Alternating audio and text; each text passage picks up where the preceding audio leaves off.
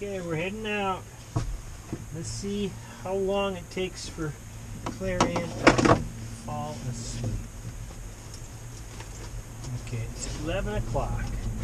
What's your bet, babe? What's your guesstimate? Half hour. Okay. Benita says it's going to take a half hour for Claire Ann to fall asleep. I say 15 minutes.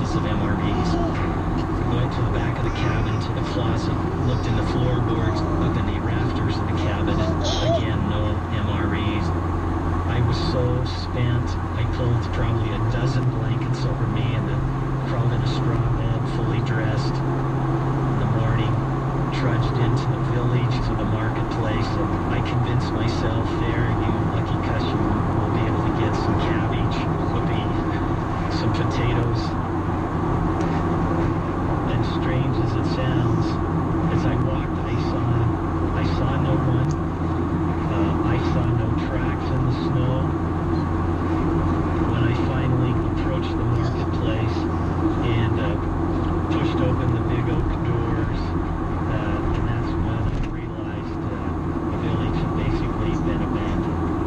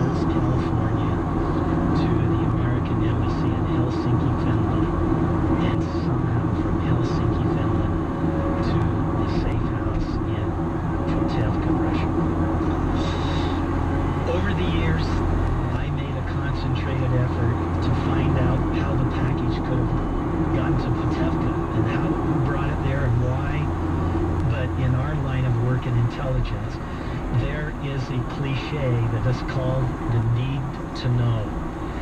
And I am not privileged to ask any questions about it because, Mike, do you have a need to know?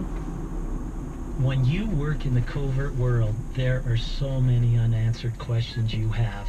I still do not have a definitive answer as to how the package got to me.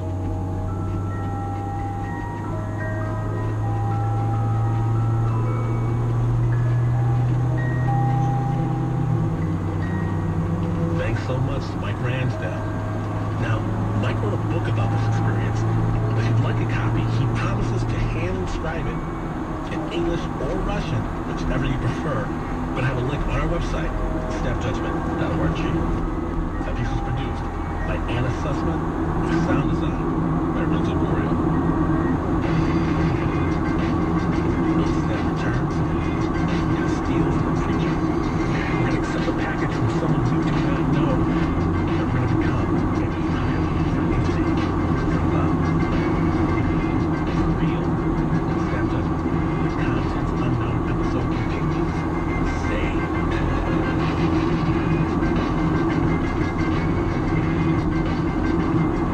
You're listening to the new 88.5 KNKX, your connection to jazz, blues, and Who's going to go one way now? You just realize where I'm going to take us. Judgment. Stay tuned for more. Support for Snap Judgment Let's go, and Andy. KNKX comes from Fred Hutch. Whether McCormick working to Woods. develop a vaccine to prevent HIV or using scorpion venom to light up cancer cells, Seattle's nonprofit research center is committed to transforming millions of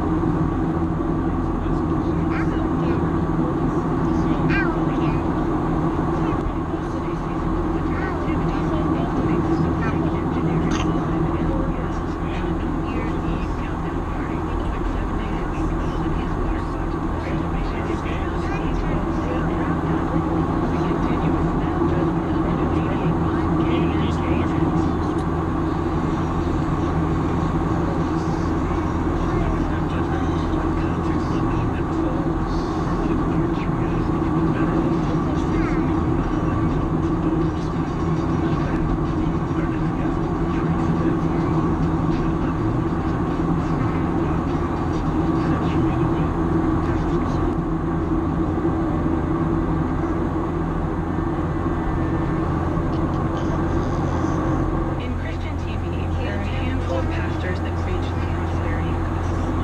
The idea that if you show your faith in God by giving money to the pastor's ministries, God will pay you back for that faith 10 or 100-fold. One of the pastors that preaches this prosperity gospel is a pastor named Mike Murdoch. I believe that when you get involved with God, He gets involved with you. He promises that if you give his ministry money, God will repay you. Newspapers have flown over my house, taking pictures of my house. I didn't know how nice it was till I saw how many was sold. When I saw what they were looking at, I said, wow, that's a place I know how to live. God had me up there. And from God, a miracle. In 8 months,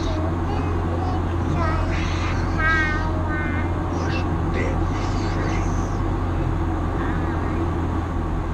Do y'all clap around here? Has anybody happy over here? Or is it just scared of jealous here? Thank you, thank you, thank you. But this isn't a story about Mike Murdoch. It's actually about a guy who knew him, Trey Smith. I grew up with Mike Murdoch's son, Jason. Growing up, Trey and Jason were best friends. They went to college together near Mike Murdoch's house. Mike Murdoch was often out of town preaching on the weekends. And on the weekends, Jason and I would end up at Mike Murdoch's house in enormous hacienda estate. Had a pet zoo. He had a pet lion whose name was KK. Saunas, jacuzzis, you name it, it's there. With the place to themselves, they could basically do whatever they wanted. They could swim in the pool, play with the animals, watch movies in the home theater. But their favorite thing to do was dig through Mike Murdoch's closet. This is a very big closet. You've got these 4 cabinets. You have one of them that had stamps in it. You have one that has coins in it, different types of loose jewelry. And then you had one of them that had unmentionables in it. The box in the back, this was stuff that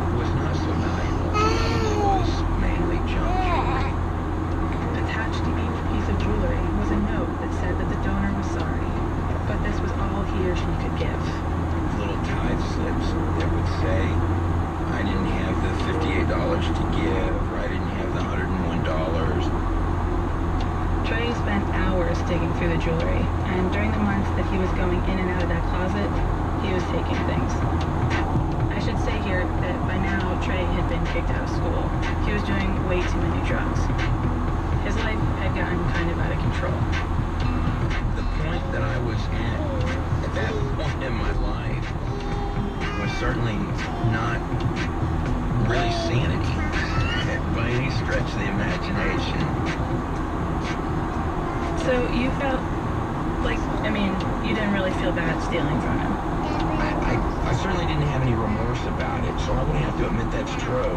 And I already walked into the situation being biased about Mike Murdoch, so I would have to be honest about that part.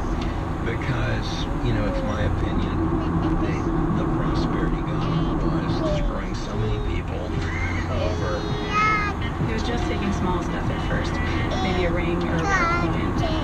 But eventually, his eyes turned to something much bigger. At the back of the closet, you had the safe. When Jason and I would go in and out of that closet, you know, we would shake it from side to side so you could feel the contents shift around.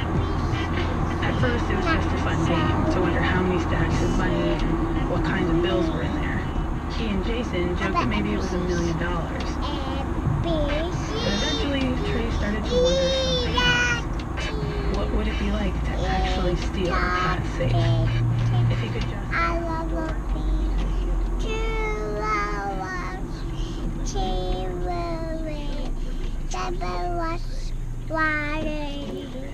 was really upset with myself about being this way, not caring about other people. So I said, no, I'm going to be responsible. Well, you can see, like, how remorseful he is. Like, what did they say? He is, at the end of the story on my part, it wasn't a big deal. It was just something funny that happened. And in his case, it was something that he really suffered over for years. To me, that, like, about him was to grant him forgiveness like he needed it.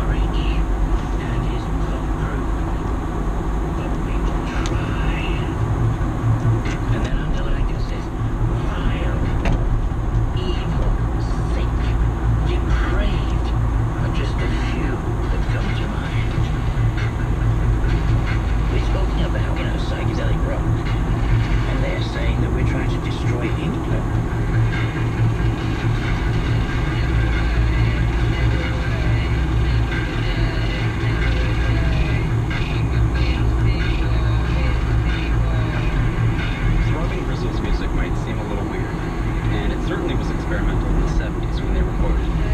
But to me, it also sounds strangely familiar, almost modern. That's because the drum and bristles were largely responsible for creating an entire genre that we now call industrial music. If you were ever a fan or supporter of Nine Inch Nails, Ministry, or even Marilyn Manson, you have just to thank for it.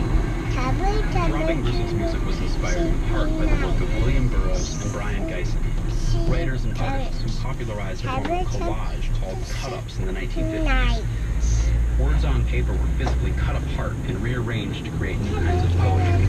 There would have never been industrial music without cut-ups, because we started to use literally tape recorders and cut in sounds from the street, factories, people screaming, television, radio, everything and anything could be utilized in the music and chopped up. This is a story about cut-ups. In a way, it's about what happened in there.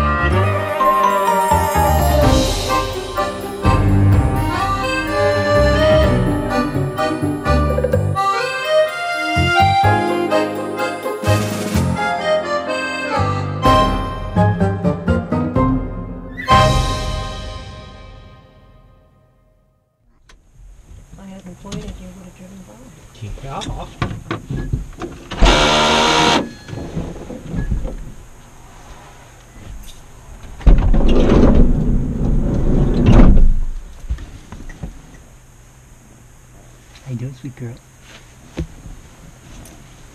Let's go play in the park. No. You don't want to play in the park. There we go. Let's have a bingo.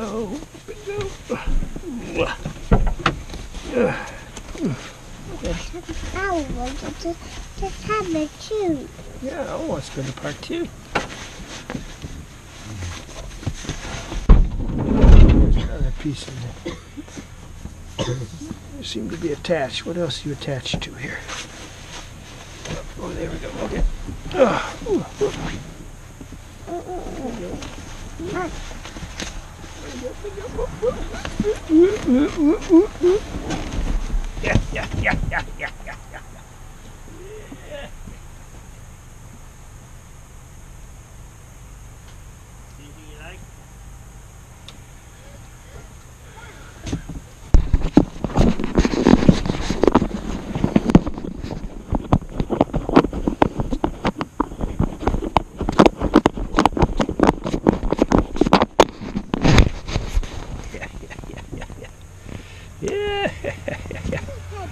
Yeah, there's a cave.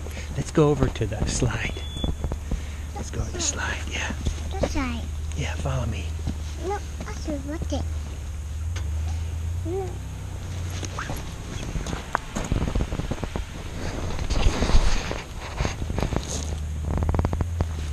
You step up, come.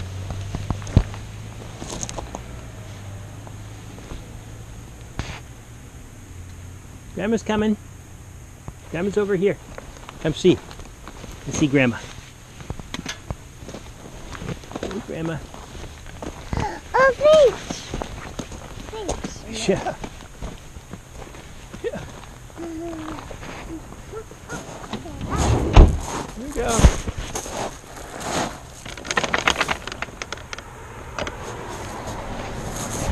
Back.